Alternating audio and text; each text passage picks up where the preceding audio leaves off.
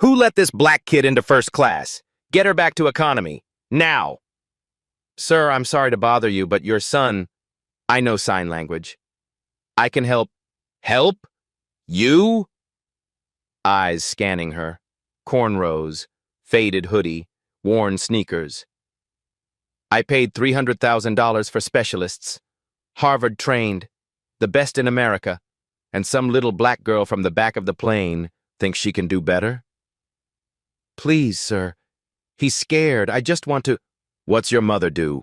Cleans toilets? Mops floors? A cruel smile. Security. Remove this janitor's daughter from my cabin before she touches my son. His deaf boy kept screaming. 30,000 feet up. A rich white father with everything. A poor black girl with nothing but her hands. 15 minutes later, that man was in tears, begging her for help. Subscribe and tell me where you're watching from.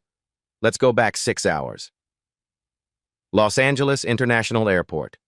9 p.m. Gate 42B. The terminal hummed with that particular exhaustion that comes from too many delayed flights and not enough coffee. Fluorescent lights buzzed overhead, casting everything in a pale, tired glow. Somewhere down the concourse, a baby was crying. A janitor pushed a mop bucket past a Starbucks that had already closed for the night. In the last row of plastic seats near the window, a woman sat with her eyes closed. Diane Owens was 38 years old, though tonight she looked older. Her shoulders curved inward like she was carrying something heavy. Her eyes were red-rimmed, not from lack of sleep, though there was that too, but from tears. She'd buried her mother 3 days ago. The funeral had been small, a church in Compton, folding chairs, a casket that Diane couldn't really afford but bought anyway because Mama deserved better than pine. Her sisters had come, all 3 of them, and for a few hours the old arguments had been set aside. But now they were back to their lives, and Diane was flying home to New York with her daughter and an ache in her chest that wouldn't go away. Beside her, a girl sat with her feet dangling above the floor. Daisy Owens was 10 years old, small for her age, with neat cornrow braids and a faded hoodie bearing the logo of Jefferson Elementary. The hoodie was too big, a hand-me-down from somewhere, and the sleeves covered her hands when she wasn't paying attention. She was reading a book. Thick, small print. Definitely not a children's book. The cover showed 2 hands forming shapes in the air, a guide to American Sign Language. The 2 of them were the only black faces in this section of the terminal. Diane had noticed. She always noticed. It was the kind of thing you learn to track without thinking about it. Where you were, who was around, how many exits. Not paranoid, just aware. The way you had to be.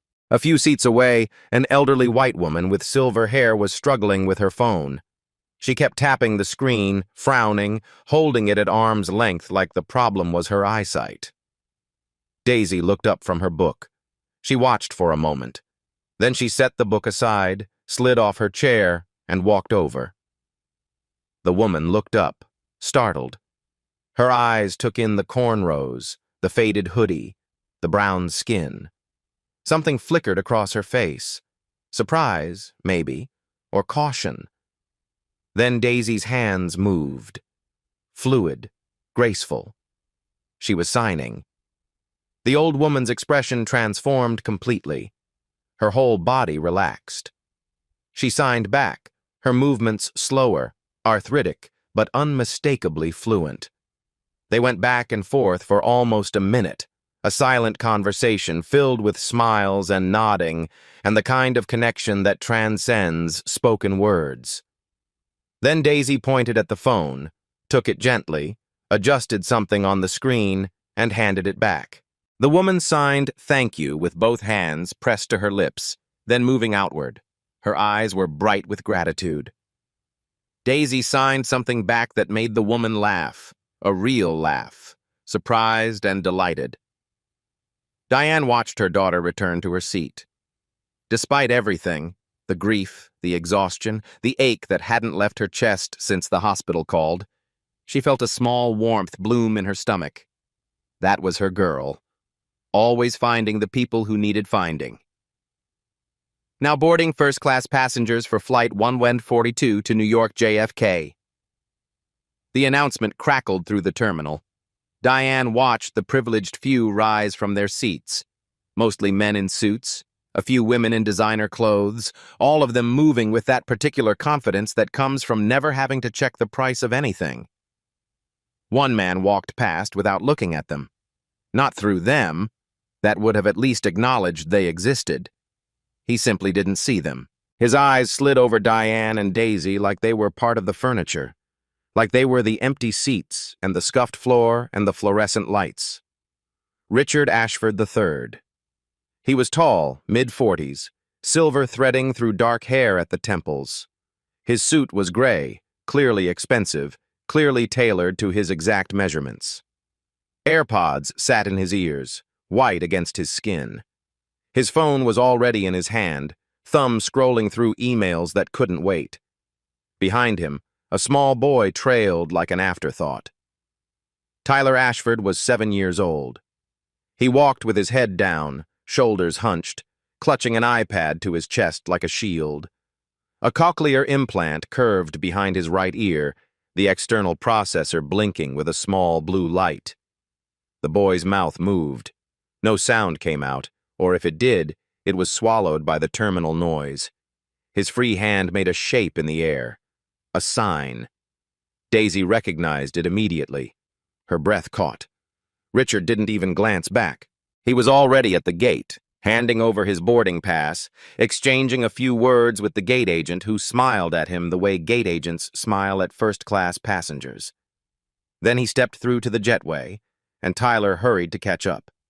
But in that moment, that brief moment before Tyler disappeared, his hand had been signing something. Over and over. The same word. "Mama," Daisy whispered. "That boy is signing." Diane's hand found her daughter's shoulder. "Don't stare, baby." But he was trying to tell his dad something, and his dad didn't even... "I know." Diane's voice was gentle but firm. The voice of someone who had learned a long time ago which battles to fight. "But it's not our business. Come on. They're boarding economy soon." The line formed. Diane and Daisy took their place at the back, where they always ended up. A man in a polo shirt stepped in front of them without a word. No "excuse me," no acknowledgement, just a shoulder and a back, like they weren't even there.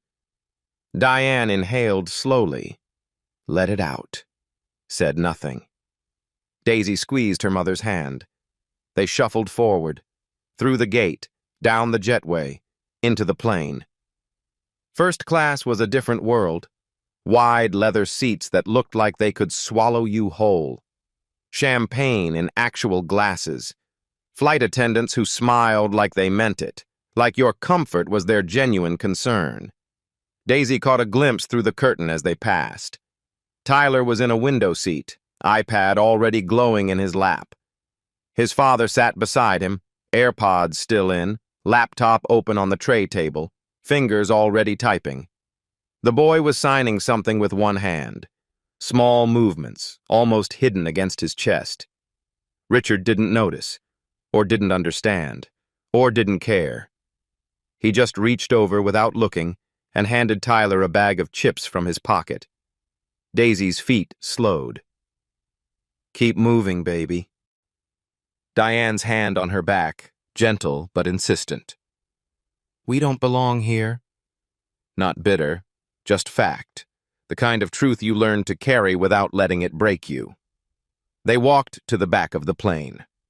Row 34, the last row. The row where the seats don't recline and the engine noise never stops and you're first to smell every trip to the bathroom. Seat C, middle. The worst seat on the plane.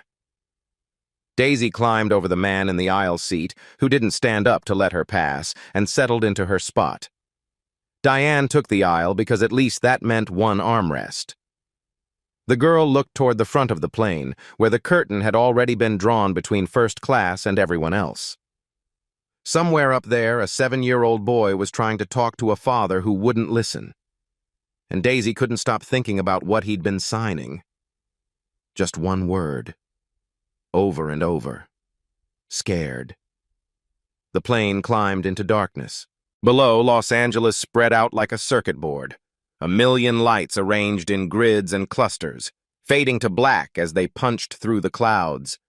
The cabin lights dimmed to that soft blue glow that's supposed to help you sleep.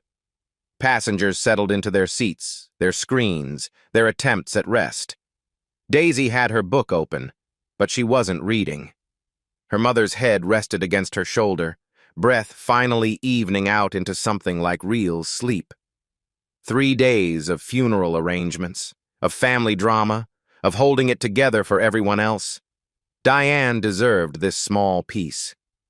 Daisy didn't want to move and wake her, so she sat still, watching the seatback screen in front of her cycle through its demo mode, listening to the white noise of the engines, thinking about the boy in first class.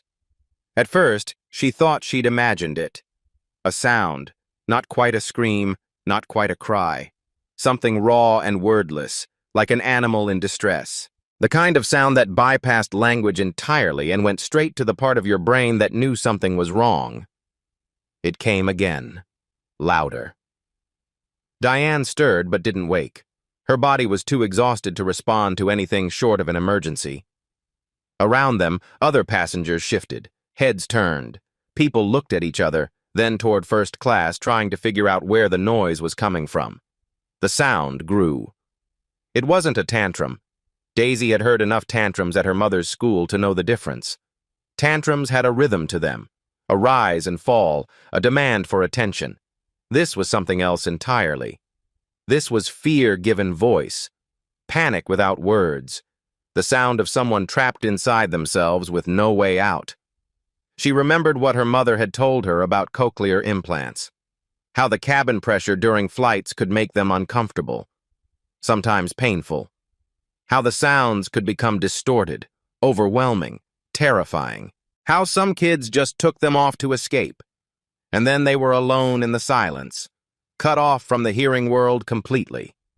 A flight attendant hurried past, face tight with professional concern, then another, moving faster. The crying intensified, high, rhythmic, desperate, like waves crashing against rocks. Other passengers were sitting up now, craning their necks, murmuring to each other. What's going on up there? Is that a kid? Somebody shut that kid up. Is there a doctor on board? Daisy gently shifted her mother's head to rest against the window shade.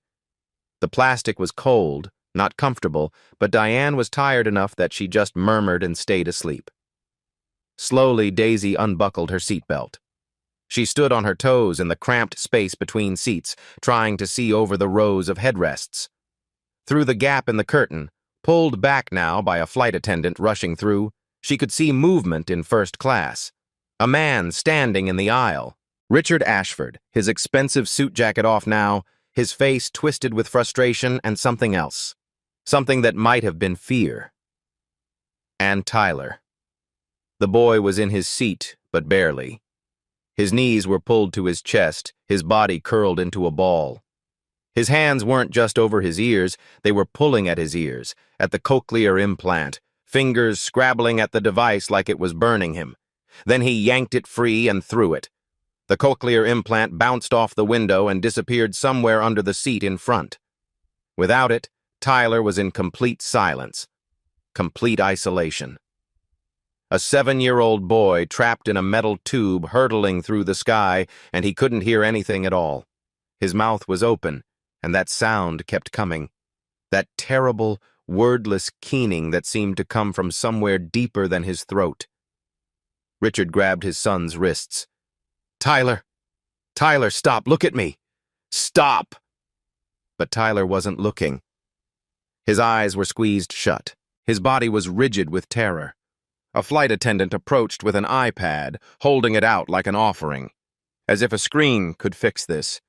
As if another device could reach through the wall of fear. Tyler shoved it away without even seeing it. The iPad clattered to the floor. Sir, is everything okay? The flight attendant's voice was strained, barely audible over Tyler's cries. Richard's voice cracked. He's fine. He does this sometimes. Give us a minute. But a minute passed. Then another. Then another. Tyler started hitting his head against the seat. Once. Twice. Hard enough that Daisy could hear the thud from 20 rows away. His father grabbed him, tried to hold him still, and Tyler's cries turned into something that sounded almost like a howl. A wolf caught in a trap. Daisy's chest hurt. Her eyes burned. She knew that sound. She'd heard it before. From kids at her mother's school who couldn't find the words, whose fear got so big it had to come out somehow, through their bodies because their voices couldn't carry it. She knew what Tyler needed. And it wasn't an iPad. It wasn't words he couldn't hear. It wasn't hands holding him down, trapping him further. "Mama!" Daisy touched her mother's arm. "Mama, wake up!" Diane's eyes opened instantly, a mother's reflex honed by years of late-night fevers and bad dreams. "What's wrong? What is it?" "The boy from the gate, the one who was signing." Daisy's voice was steady, but her hands were trembling. "He's scared, Mama, really scared. And nobody knows how to help him. But I think I can." Diane sat up, looked toward first class. The crying was impossible to ignore now. Half the plane was awake, passengers shifting uncomfortably, shooting annoyed glances toward the curtain. "Baby, that's not our—" "Mama." Daisy met her mother's eyes. 10 years old, but in that moment, she looked older, more certain. "Please." Diane Owens looked at her daughter, small for her age, wearing a hoodie with a fraying hem, sneakers she'd outgrown 6 months ago but they couldn't afford to replace yet, and eyes that had never asked for anything like this before. Diane exhaled slowly, made a decision. "Go," she said. "I'm right behind you." Daisy was already moving. She walked up the aisle with purpose, past rows of annoyed passengers, past a man who muttered, "Finally, someone's doing something," past a woman shielding her toddler's ears from the noise. She reached the curtain that separated economy from first class, and she pushed through. The flight attendant caught her before she'd taken 3 steps. "Miss, you can't be here." The voice was polite, professional, the kind of politeness that's really a wall. The hand on Daisy's shoulder was firm, not rough, but unmovable. "I know sign language," Daisy said. She had to raise her voice to be heard over Tyler's cries, which had settled into a rhythmic sobbing now. "I think I can help him." The flight attendant, a woman in her 30s, blonde hair pulled back tight, makeup perfect even at this hour, looked at Daisy. Really looked.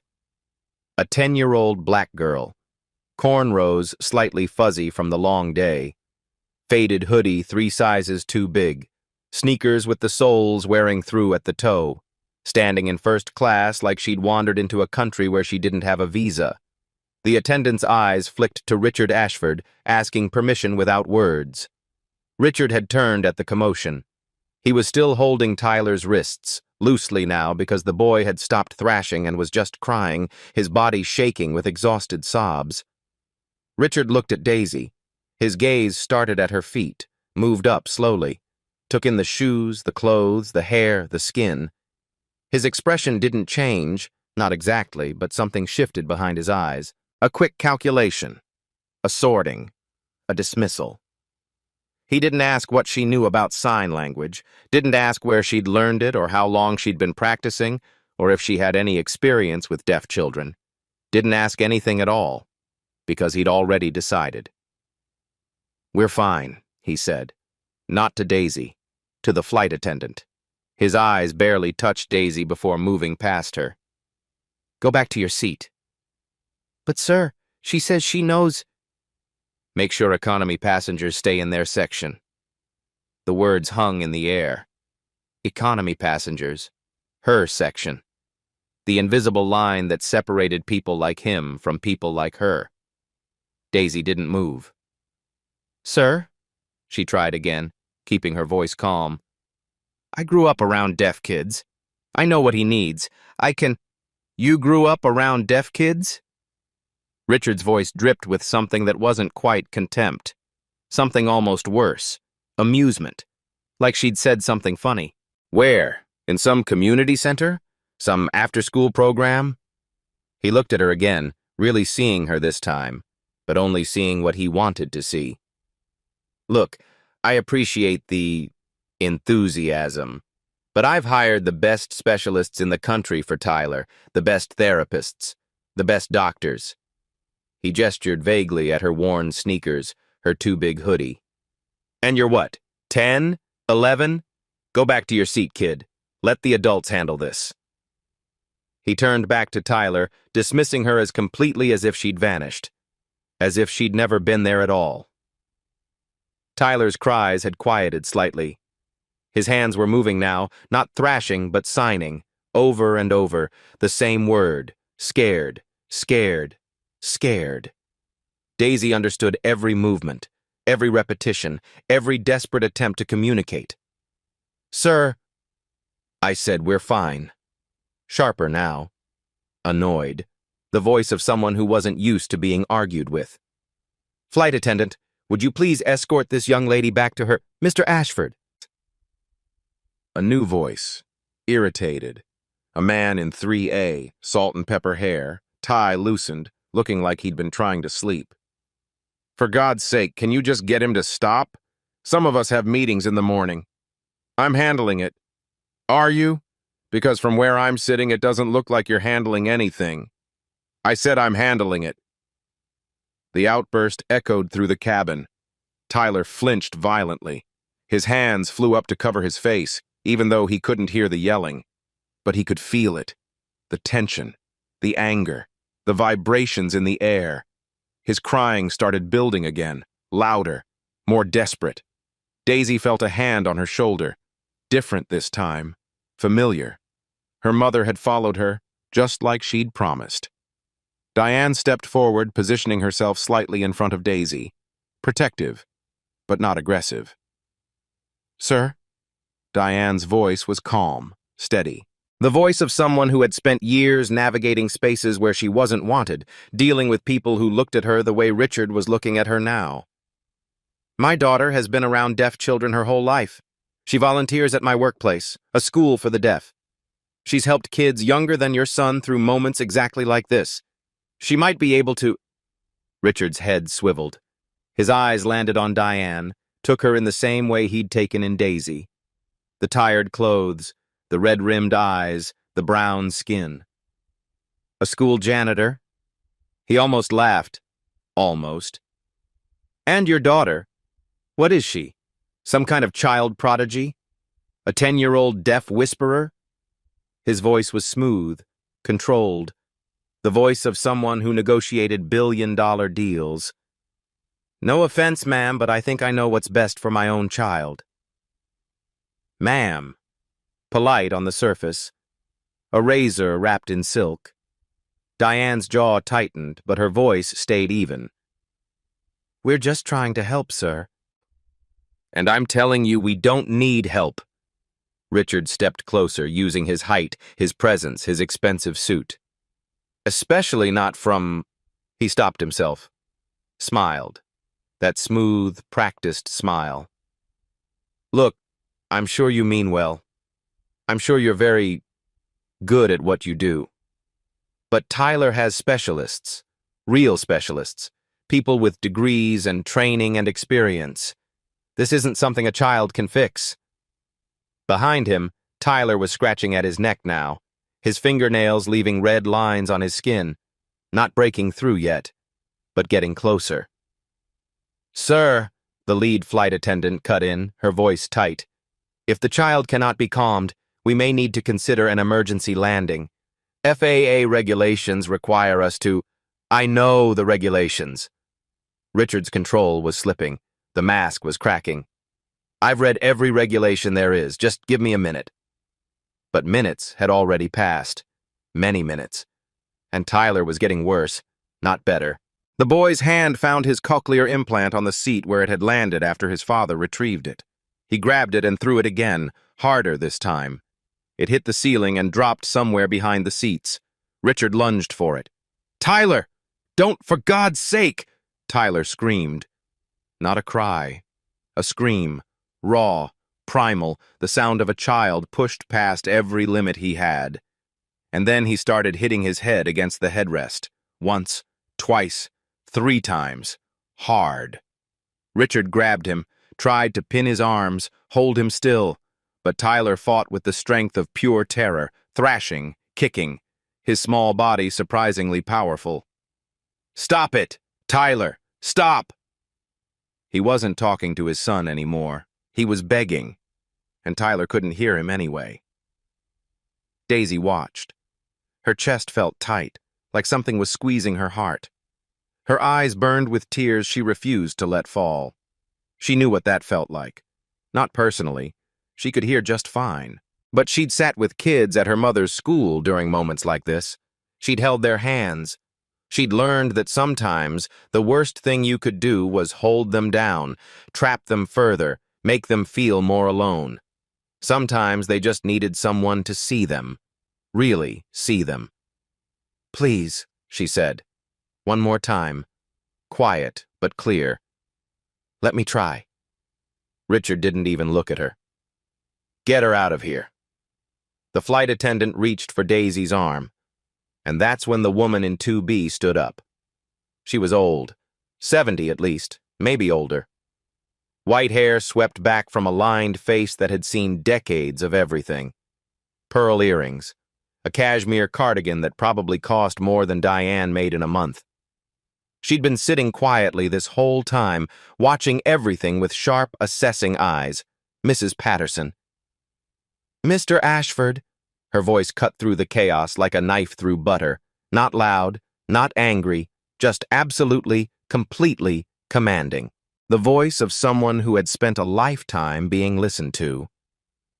Richard turned. Mrs. Patterson looked at him with eyes that had clearly seen decades of boardrooms and charity galas and country clubs and men exactly like him. Eyes that were not impressed. "I've sat here watching you refuse help from the only person on this plane who seems to know what she's doing." Her voice was ice and steel wrapped in cashmere. "I don't care if she's from first class or coach. I don't care what she looks like. I don't care how old she is or where she goes to school or what her mother does for a living." She pointed at Tyler, who had gone still in his father's arms, chest heaving, face wet with tears and snot. "That child is suffering. Let her try." The cabin was silent. Every eye in first class was on Richard Ashford, the man who always had the answer, the man who hired the best specialists, the man who knew what was best for his own child. He looked at Mrs. Patterson, at the other passengers watching, judging, at the flight attendant with her hand hovering near her radio, probably ready to call the captain. He looked at his son, exhausted, terrified, still signing weakly with one trembling hand, scared. And then he looked at Daisy, a 10-year-old girl in a faded hoodie, standing in first class, refusing to leave, offering to help. His jaw worked. Something in his face, pride maybe, or shame, or both, fought against something else. "Fine." The word came out like it cost him something, like it physically hurt. "You have 2 minutes." Daisy was already moving. Daisy didn't run to Tyler.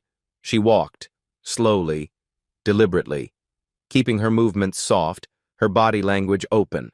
She stopped about 3 feet from the boy.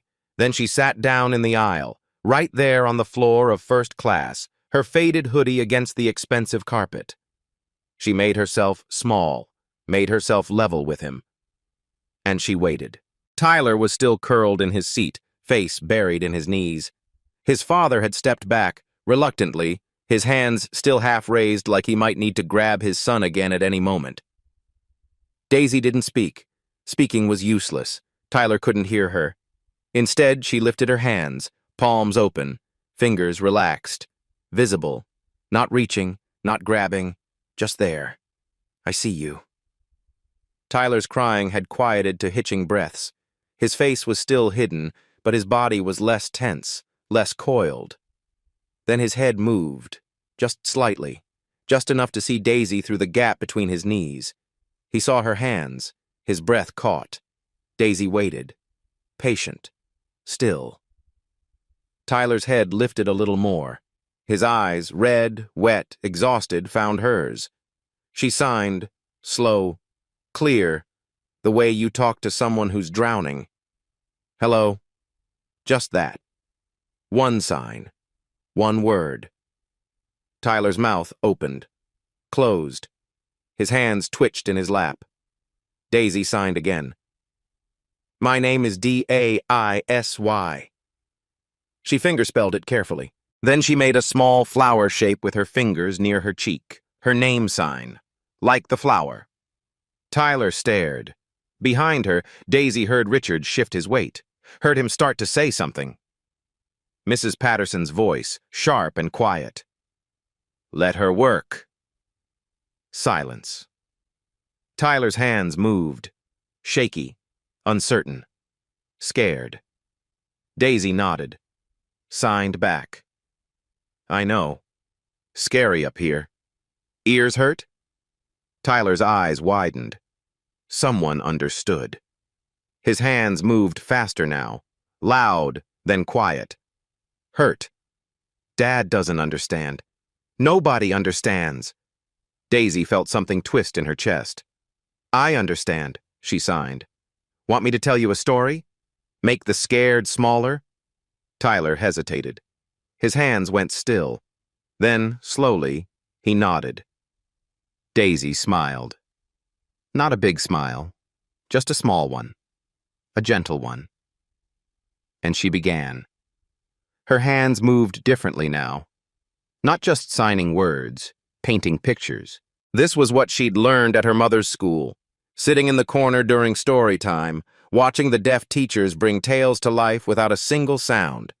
ASL storytelling wasn't just translation, it was transformation. Once, her hand said, there was a little cat. She made a cat, whiskers with her fingers, ears with her hands. The cat lived on a cloud. Her hands became a cloud, soft and floating. But one day, she paused, made a worried face. Tyler was watching intently now, his body turned toward her, his tears forgotten. One day, the cloud floated away. The cat got lost. Tyler's eyes went wide. His hands moved. Lost? Lost, Daisy confirmed. The cat couldn't find home. The sky was very big, very scary. She made the sky. Vast, endless, overwhelming. Tyler nodded. He knew that feeling. But then... Micro-pause. Tyler leaned forward.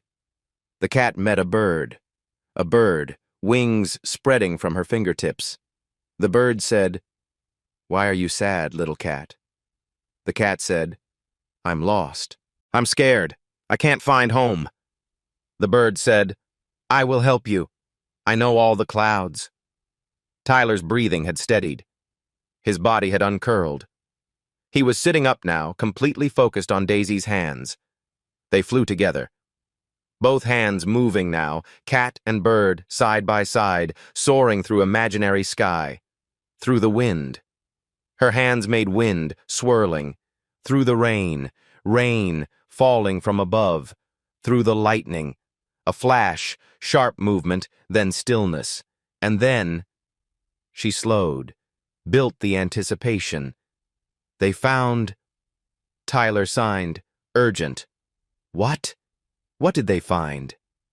Daisy smiled. A rainbow. She painted it in the air, arc of color stretching from one hand to the other. Tyler's face lit up, and behind the rainbow, home? Tyler signed. Home. Daisy let the words settle. Then, the cat wasn't lost anymore, because the cat found a friend. And when you have a friend, you're never really lost. Her hands stilled. The cabin was silent, not the tense silence of before. Something different, something held. Tyler sat completely still for a moment, Then his hands moved. More? Daisy laughed, a soft, surprised sound. You want more? Tyler nodded vigorously, and then he signed something that made Daisy's breath catch. You're good at stories, like the teacher at my old school, before the specialists. Before the specialists. Before his father decided he knew what was best. Before Tyler was pulled out of the deaf community and handed to hearing experts who could fix him. Daisy glanced back at Richard.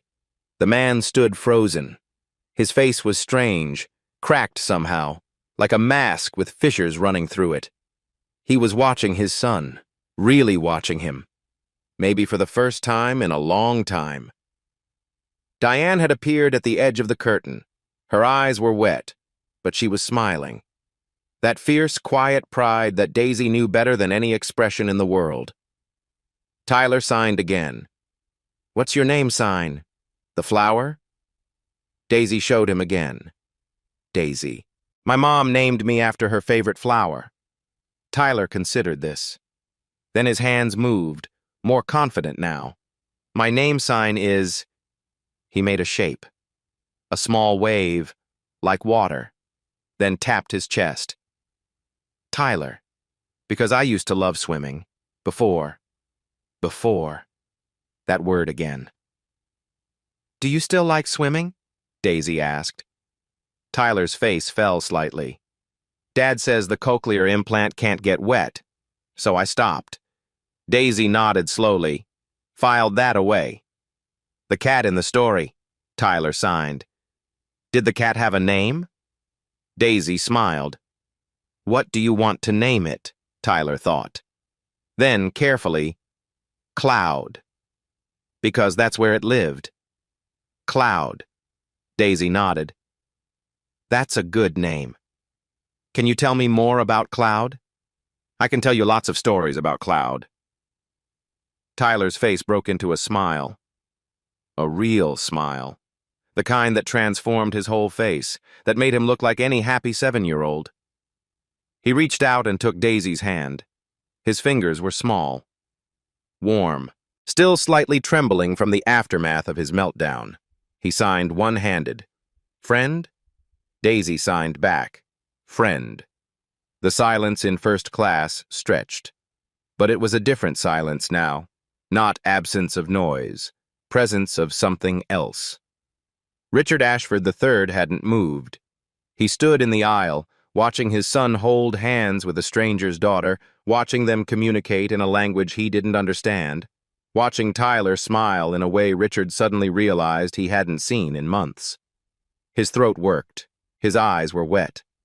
And somewhere in the back of the first-class cabin, Mrs. Patterson dabbed at her eyes with a handkerchief and whispered to no one in particular, Well, would you look at that?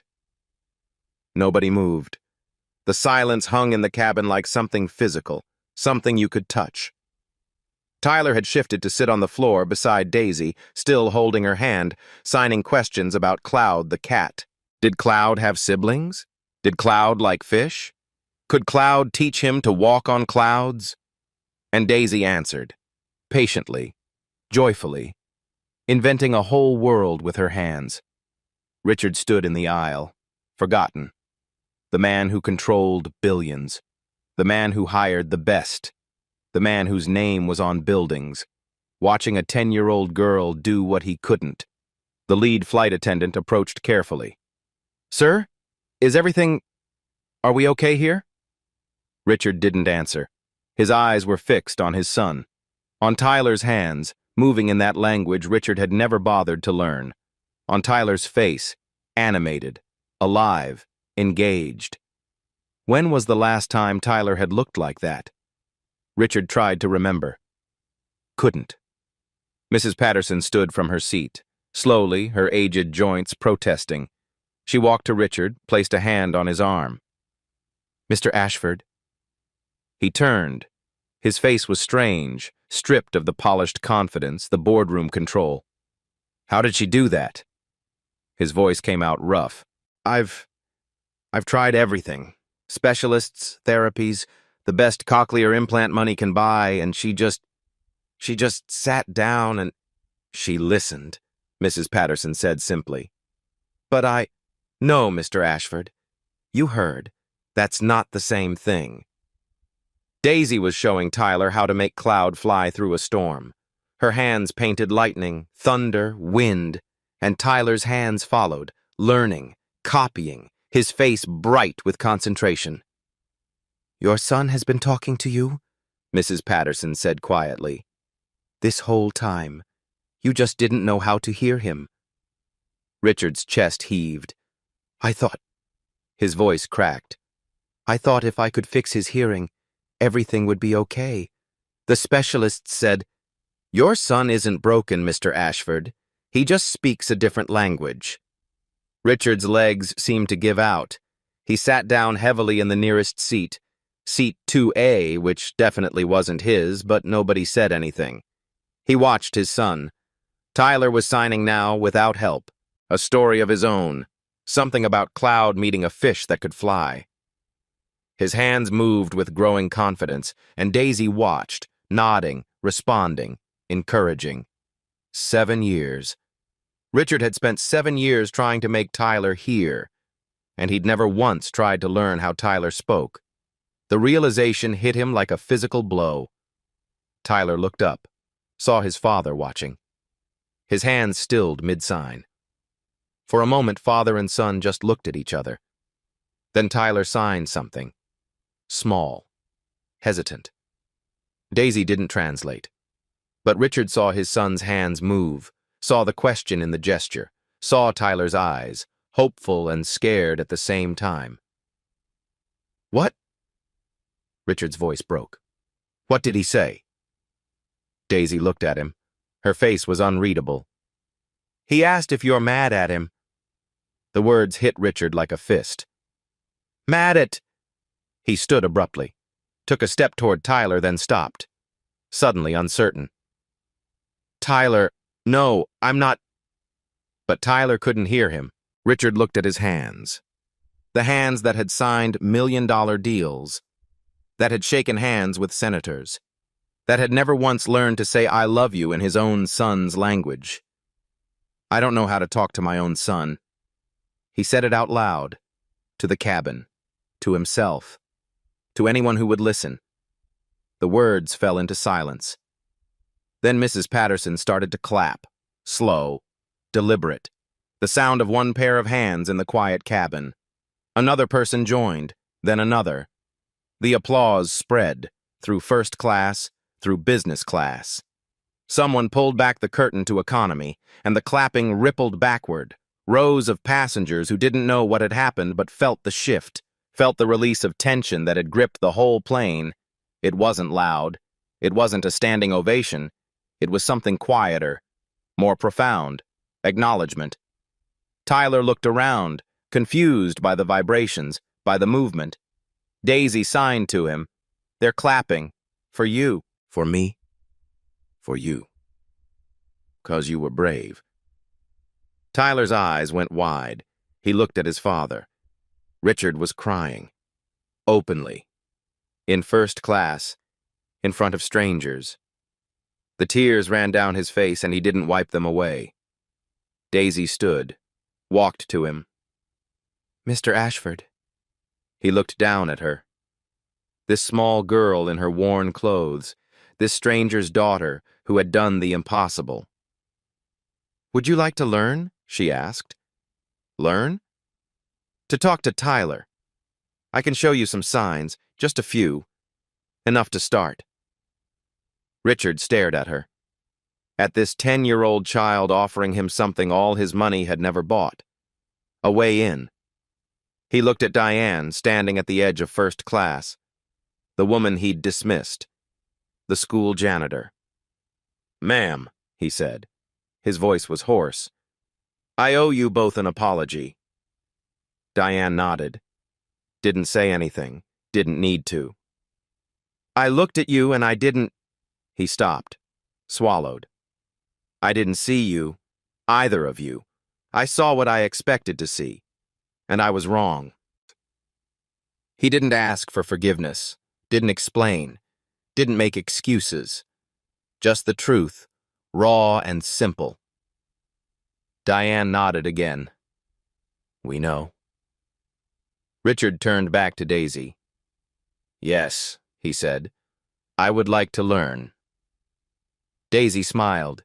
She took his hand, this billionaire's hand, soft and manicured, and led him to the floor where Tyler sat. Sit down, she said. This is the first sign. She raised her flat hand to her forehead in a small salute, then brought it outward. Hello? Richard copied her, clumsy, uncertain. Tyler watched his father's hands move. His face went through something complicated. Surprise, confusion, hope. Then Tyler raised his own hand, made the same sign. Hello, father to son, son to father. The first word they'd ever truly shared. The cabin was quiet again, but it was the quiet after a storm, the quiet of something healing. Mrs. Patterson sat back down, dabbing her eyes. Well, she murmured, it seems there's still hope for us after all. The rest of the flight passed in a different kind of silence. Richard gave up his first-class seat, just stood up and told Daisy and Diane to take it, and before they could refuse, he was already sitting in 34C, the middle seat, last row, next to the bathroom. He didn't complain, didn't even seem to notice. Daisy sat with Tyler for the remaining 3 hours. They told stories back and forth. Cloud the cat had adventures now, a whole mythology building between them. Cloud rescued other lost animals. Cloud learned to swim in clouds made of water. Cloud found a family of birds who adopted him. Tyler invented half of them. His hands moved with growing confidence, growing joy. Diane watched from across the aisle. She'd refused Richard's seat at first. I've sat in coach my whole life, Mr. Ashford. I can manage a few more hours. But the flight attendant had insisted, and honestly, her back was killing her. So she sat in first-class leather, sipping orange juice that actually tasted like oranges, and watched her daughter change a life. Richard appeared during the last hour. He'd been watching from the back, Diane realized. Just watching. Processing. He sat in the aisle seat beside Diane. Mrs. Owens. Ms., she corrected. Not sharp, just factual. Ms. Owens. He paused. What made your daughter learn sign language? Diane looked at Daisy, at her hands moving, at Tyler's rapt face. My students, she said. I work nights at Jefferson School for the Deaf. Cleaning. But Daisy comes with me sometimes when she doesn't have school the next day. She started learning when she was 4. Said the other kids talked with their hands and she wanted to understand them. 4 years old. She's always been like that. Sees someone on the outside, wants to bring them in. Richard was quiet for a long moment.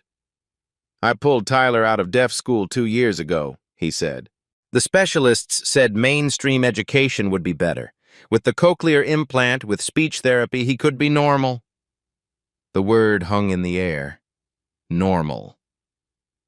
I thought I was helping him, Richard continued.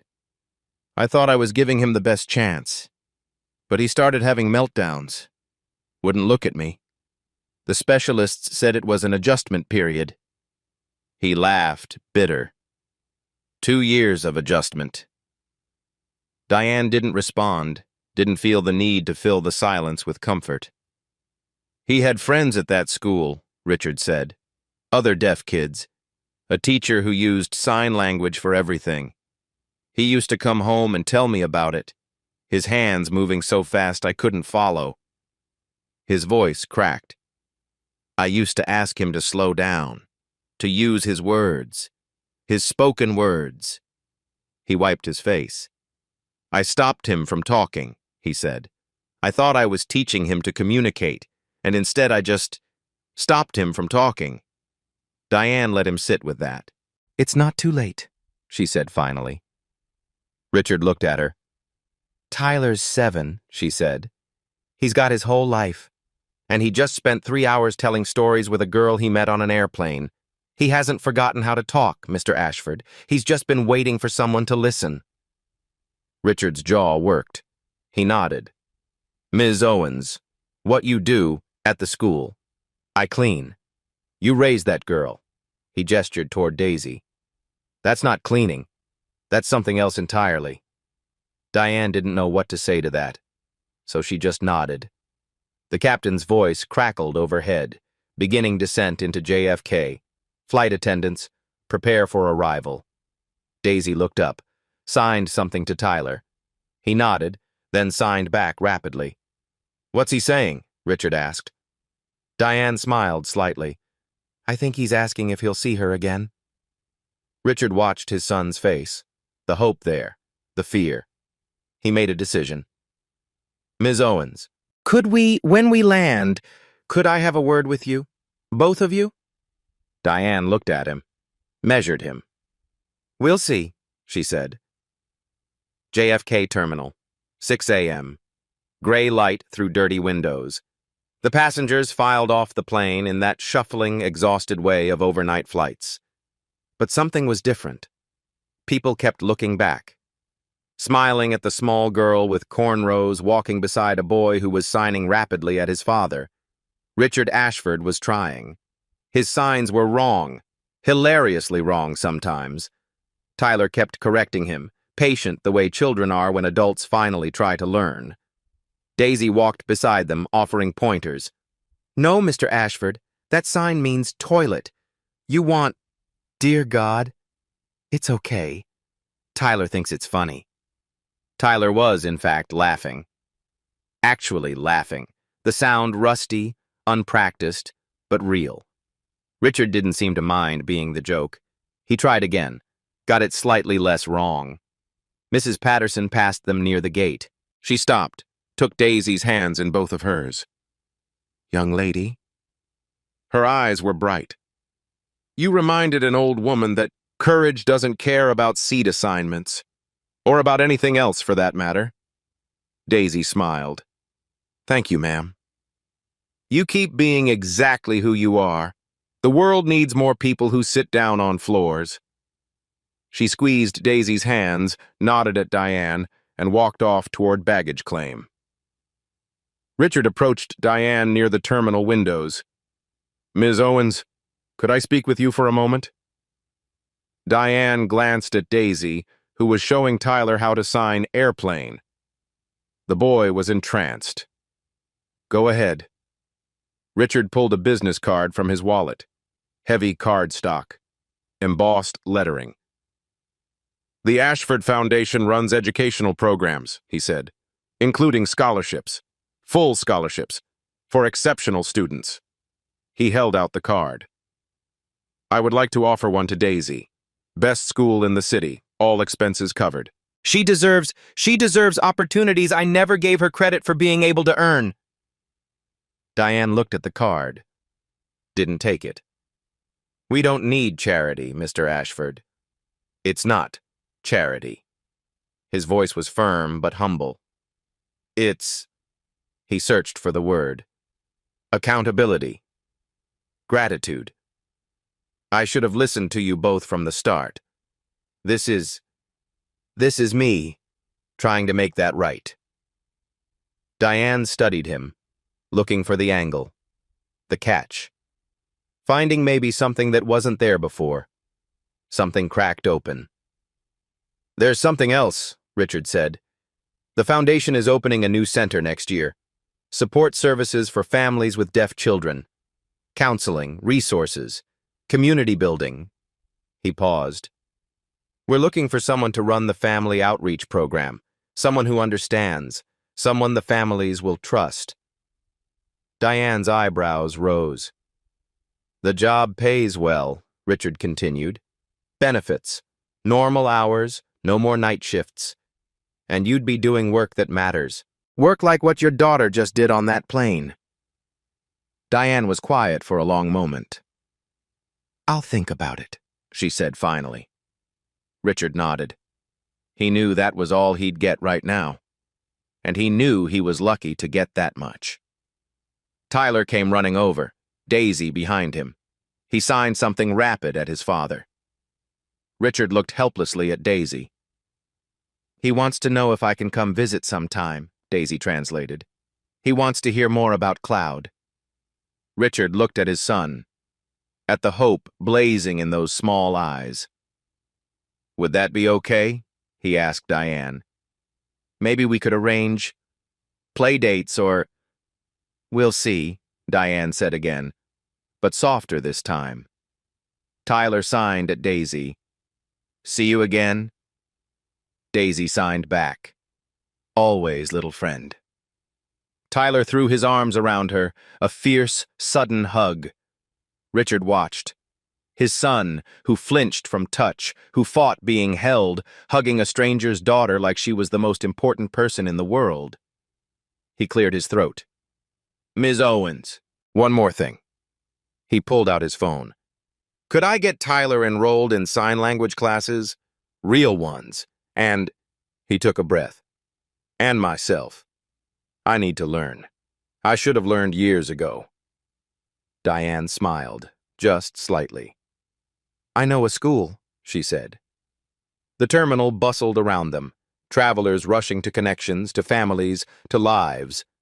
But here, in this small circle near Gate 42, something had changed. Richard Ashford flew to New York that night.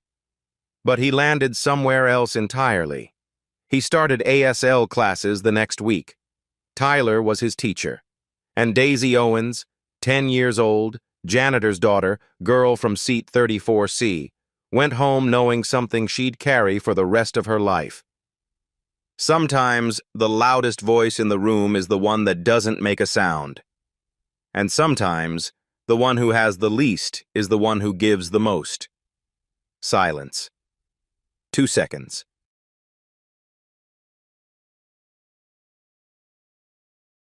This story shouldn't be the exception. It should be the last time it ever happens. At Beat Stories, we turn one moment of injustice into a call for change. Subscribe to help make that call louder and longer lasting.